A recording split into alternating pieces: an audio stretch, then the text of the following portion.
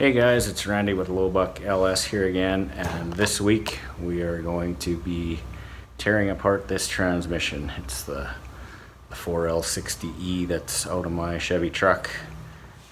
And if you watched last episode, I ripped it out of my truck, and in this episode we're going to take it apart and find out what's wrong with it. So I'll flip the camera around and we'll get started here. Okay, so to start out taking this apart, we're going to take out these bolts right in here and try and separate the bell housing from the rest of the transmission. So in order to do that, I got a piece of wood, I think it's a 1x2 or whatever, and I've lag bolted it to the bottom to give me something to hang on to. And then I'm using this, got it from Amazon, it's TP50 Torx Plus bit, and I've just got it on a breaker bar there. So I already tried breaking one of them loose. They're pretty tight, so I think I might put the transmission on the floor just to keep it from, this table's not super sturdy, so I don't want it to fall. So I'll probably put the transmission on the floor and then see if we can get those bolts broken loose. Alright, there you can see we have got the bell housing off, and Lowbuck Tuck is supervising again. So next thing we're going to do is pull this vehicle speed sensor. So I think it's 8mm bolt there, so we'll pull that off. And that is what the vehicle speed sensor looks like, and that is where it came from. So we'll put it in our box of parts here. Starting to fill up with bell housing bolts and torque converter bolts and cross member bolts. Okay, next thing we're going to do is try and drive out this tail shaft seal. I feel like that'll be easier to do with this extension housing still attached to the transmission, so we'll go ahead and stick a screwdriver right in that gap right there and try and get this seal out. Okay, so I got that tail shaft seal, or whatever you want to call it, out of there. And I noticed it looks like this is damaged. I don't know if you guys can see it very good, but there's a flat spot here, so not sure how big of a deal that's going to be. I might end up having to go to the junkyard and try to find a new extension housing or something, but it's definitely got kind of a flat spot here, and you can see it on the seal there too, right there. It's flat, so it's probably not a huge deal because it's on the outside diameter, but not sure what I'm going to do about that. But for now, we're going to take out these. There's 6 bolts around this extension housing, so we'll take those out and get this extension housing off. Okay, we got that extension housing off, and there's a better view. You can see how it's flattened out there. So like I said, not sure if that's a problem or not, but so now we're going to flip the transmission over and start taking apart the valve body. Okay, next thing I'm going to do is take off these 2 bolts right here and take off this bracket that was for the shift linkage cable. So we'll get that out of the way, and then we'll flip it over and pull the pan off. Okay, so we got the transmission sitting with the pan facing up, and I've just got the end of it on this, like a 2x3 piece of wood or something, and that keeps the pan relatively level. So now I've just got 2 bolts in the pan because I had the pan off to drain the fluid while it was under the truck. So I don't know if you remember, I rounded off the drain pan bolt, so we just got to pull these 2 bolts out, and then we'll be able to start working on the valve body. Okay, so we got the pan off. Now we're going to pull the filter off. Oh, that's dumping fluid all over. We'll put that in there. And the gasket stayed with the pan. Okay, so the next thing we're going to do is disconnect these electrical connectors.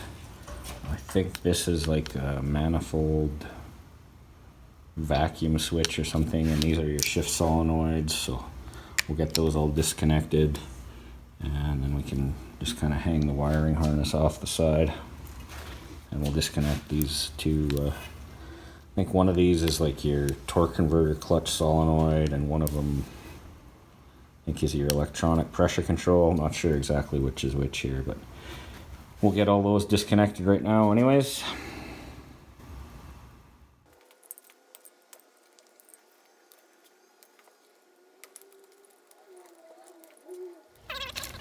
Okay, now I've got all the electrical connectors disconnected. It looks like there's a couple bolts here that hold this wiring harness in, so we'll get those disconnected.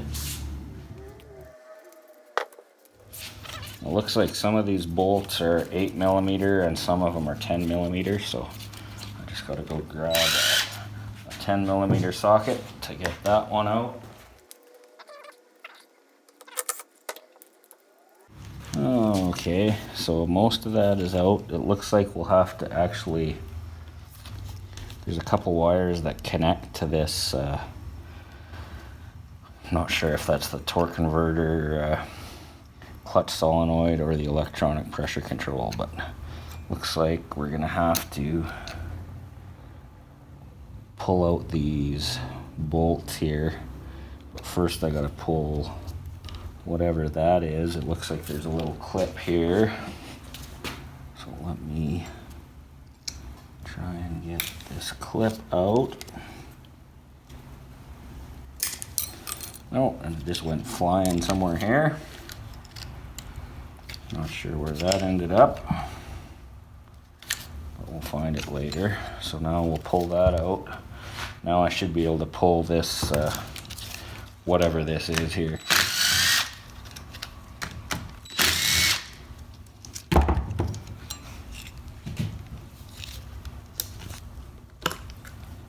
Okay, and we'll just hang that wiring harness over the side there for now. Okay, the next thing we're gonna do is take out this, I think it's called the detent spring with a 13mm socket.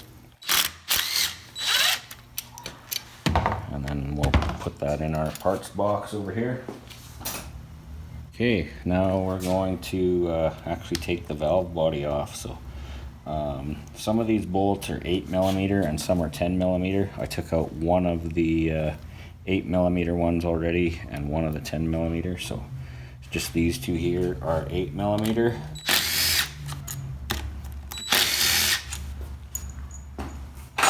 In our parts box, I'll switch it to the 10mm socket.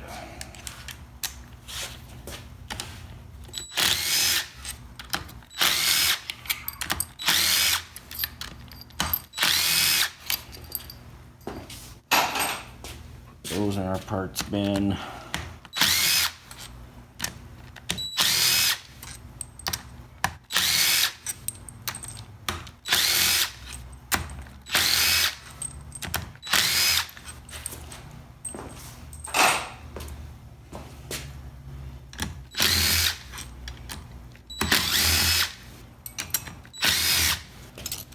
And then this piece is a stop for your dipstick. That's the hole for the dipstick right there. So that stops the end of your dipstick and keeps it from going too deep into the pan. So we'll throw that in the parts box, and then we should be able to grab a screwdriver and try and separate this valve body.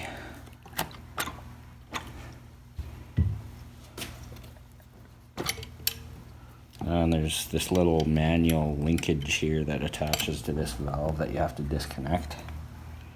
And there we go. It's my first time taking an automatic transmission apart, and first time tearing into a valve body.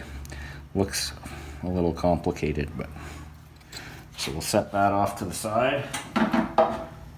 Pan here. And then I'm gonna grab a magnet. There's supposed to be 7 of these little check balls in here. So collect There's two. Got some dog hair in there too. That one seems to be stuck. Put those in our parts bin there. So I got 6 of them. This one seems to be stuck in its bore, so won't worry about that for now. Okay, now we're gonna remove these 3 10mm bolts which hold the 1-2 accumulator assembly on.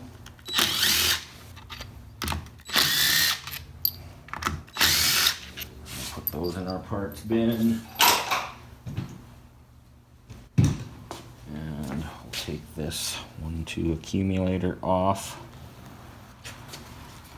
Put that in our pan here. Okay, now we're going to remove these 3 8mm bolts for the stiffener plate. And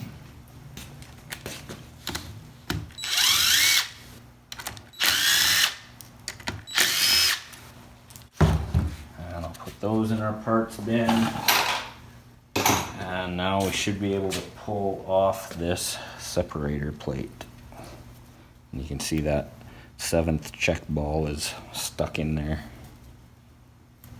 It's wedged in there pretty good, so we'll put that in our pan here. Okay, so next thing we're gonna do is take out this 3/4 accumulator spring and rod and piston. So I'm basically just gonna put this pin in the piston and kind of rock it back and forth and get that accumulator piston out of there. And we'll put those in our parts bin here. Okay, next thing we're gonna do is there's 2 bolts here that hold in this parking pawl, so we'll take them out.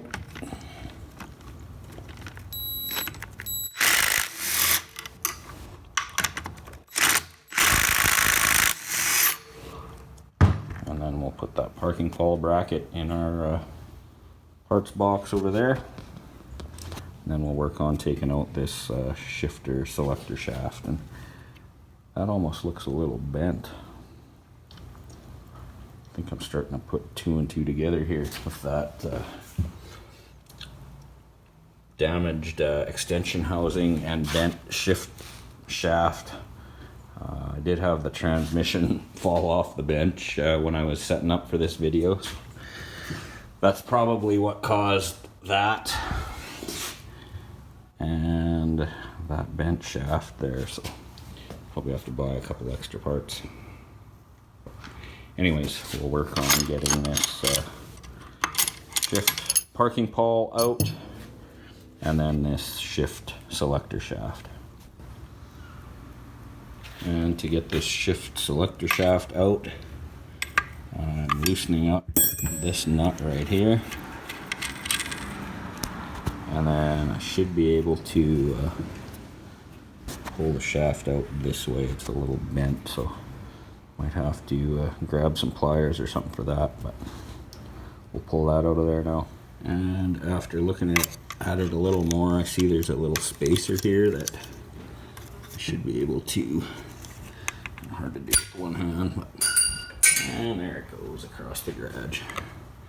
So I will go grab that, and then we'll try and pull this shift selector shaft. And as you can see there, that shift selector shaft is definitely bent. Move that closer there, you can see it's bent on both ends, so I'll need to get a new one of those or one from the junkyard or something. Guess that's what happens when your transmission falls off the table. Bent selector shaft and damaged extension housing. Okay, now I'm gonna try take this connector for the wiring harness out of the case. So I got the transmission kind of tipped up on its side here.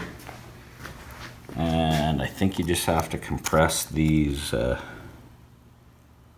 tabs here. So I'm gonna use this little screwdriver and compress the tabs all the way around. So put the camera up in the stand here, and we'll try and do that.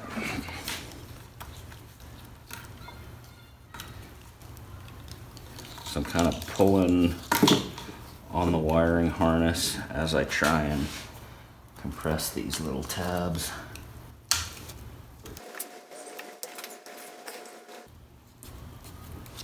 There's dirt in behind them, so that kind of makes it a bit more difficult. Getting close though. Here we go, getting some movement there.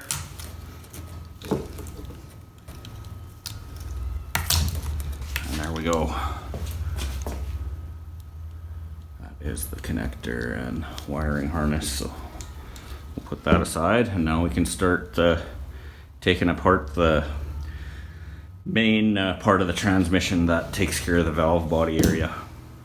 Alright, so we are done with the valve body disassembly part, so now we're going to work on getting the servo out of here. So as you can see, I've got the transmission is sitting this way. I've got a vice grip clamped on that servo cover, and I can, with my leg, I can push that servo cover in. So I'm going to do that, and then use a little screwdriver to get that snap ring out of there. But I'll set up the camera here so you guys can see me do that. So there should be a snap ring in here somewhere. Oh, is that it right there? Yeah, there we go.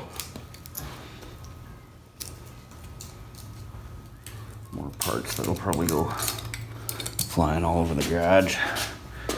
There's a snap ring. So now I'm just gonna turn this.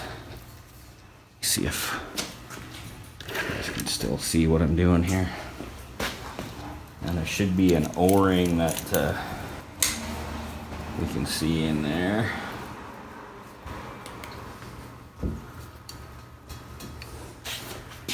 See that O-ring? Try and hook it a bit.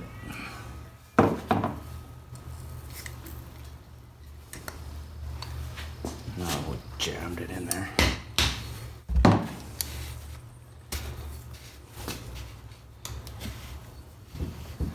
There now, I don't know if, can you guys see that O-ring? I'll take the camera off the stand for a second. Right there is that O-ring. So I'm gonna get an O-ring pick, or maybe this little screwdriver will do the trick.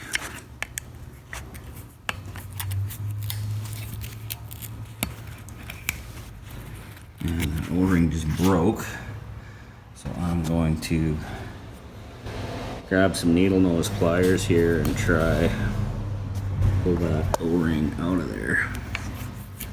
Kind of all over the map with the camera here, but tough to work. And anyways, I'll turn the camera off for a second, get that O-ring out of there. Okay, now you can see this O-ring. I'm pulling it out here. And there it is. Now I should be able to pull that servo cover off, and I'll pull the guts of that servo assembly out.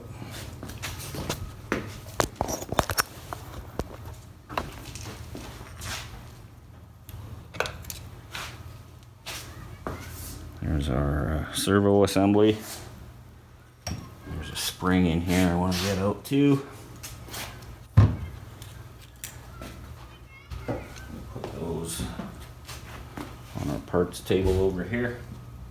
Okay, now we're going to try pull this pump out. So I got this breaker bar with a 15mm socket, so just going to break all those bolts loose, and then we'll take the impact and zip them out.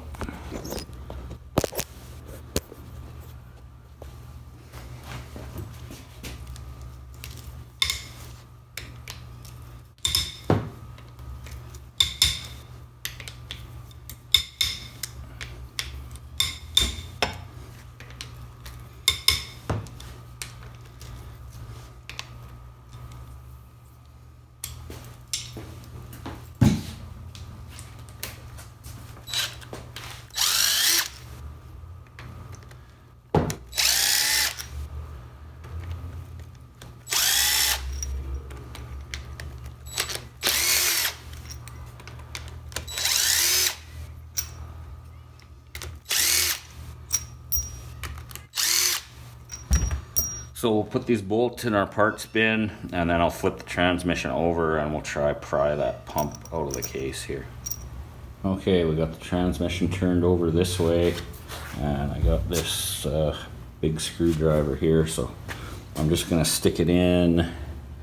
I think there's about 3 different spots here where we can kind of get in behind the pump with the screwdriver. So I'll set up the camera here and see if we can get that pump out.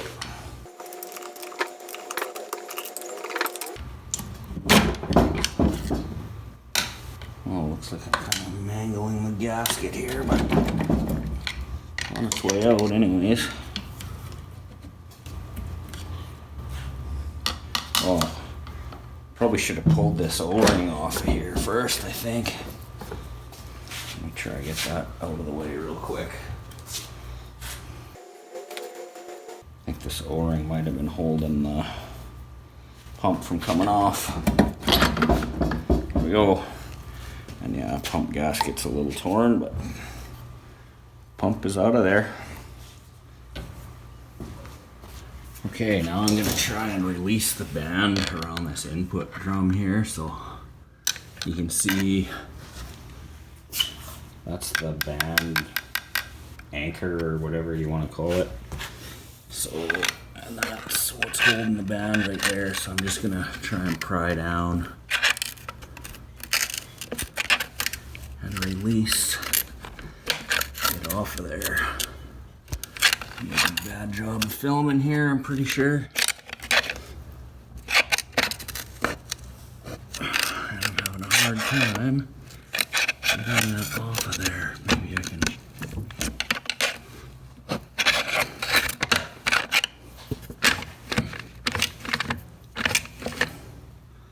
I'm gonna put the camera down here, but what I'm trying to do anyways is get that band released from that pin, and then I should be able to pull this input drum and stuff out. Okay, I ended up having to stand the transmission up like this, and so I've got that band released, and you can see the pin is actually sticking out a little bit there, so now I should be able to pull out this input shaft and drum assembly here, I think. Okay, let's give this a try here. And there is our input drum.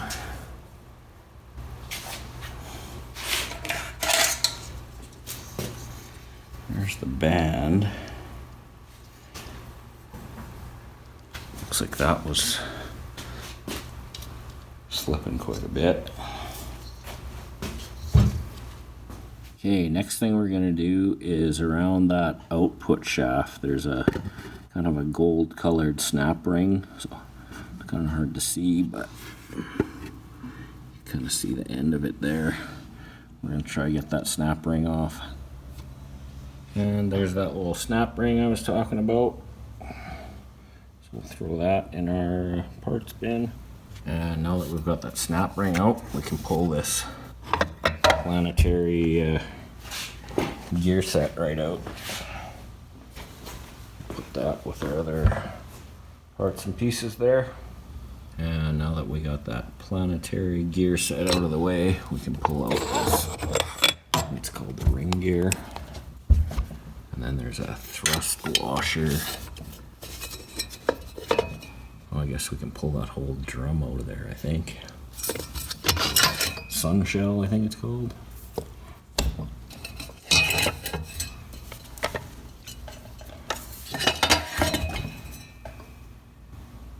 So there's that sun shell and ring gear. Okay, we ended up taking out this sun gear here too, so we'll put that all over on our parts table here.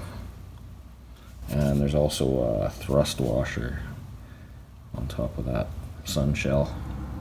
Okay, next thing we gotta do is there's a big snap ring around the outside of the housing there, so I'm gonna take my big screwdriver and try and get that snap ring out of there. And there's that big snap ring. Okay, now we should be able to get that low reverse assembly out of there. I've got a chunk of wood here.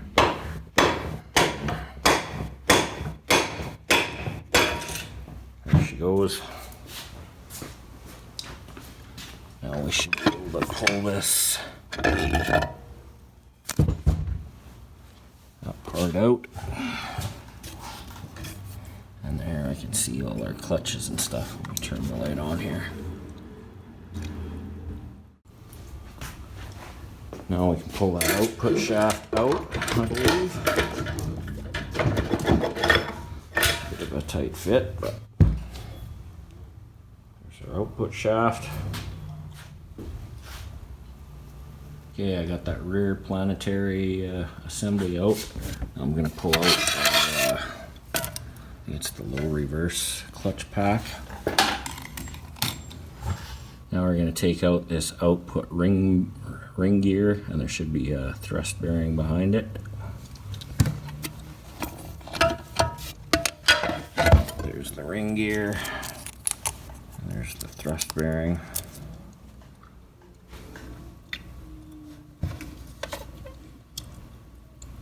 There's our I think that's the low reverse piston and the piston return spring. So to get that out, I think we're going to have to come up with, there's a special tool that is used to get that out. But I think we're going to make something. Alright, so I got that snap ring for the low reverse piston out. And I made a separate video, but I ended up making a tool to compress that low reverse spring. So now we can pull that low reverse spring out of there, put it with the rest of our parts. Alright, now the last piece to disassemble is the low reverse piston, which is in there. So I don't have a rubber tipped blowgun, but I just wrapped some tape around this metal one. So basically we gotta put about 30 or 40 pounds of air pressure into that port with the blowgun, and it should blow that piston out of there. We'll try it.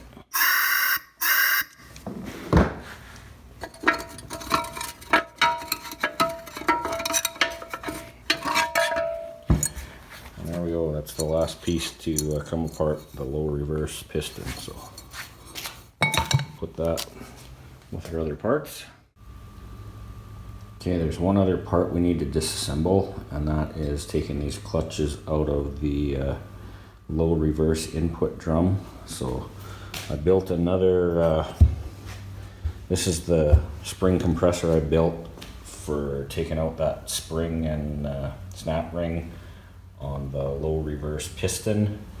But this 3-inch C-channel isn't quite wide enough to work on this spring in the low reverse input drum. So I built another one out of 4-inch C-channel, and that one is wide enough that it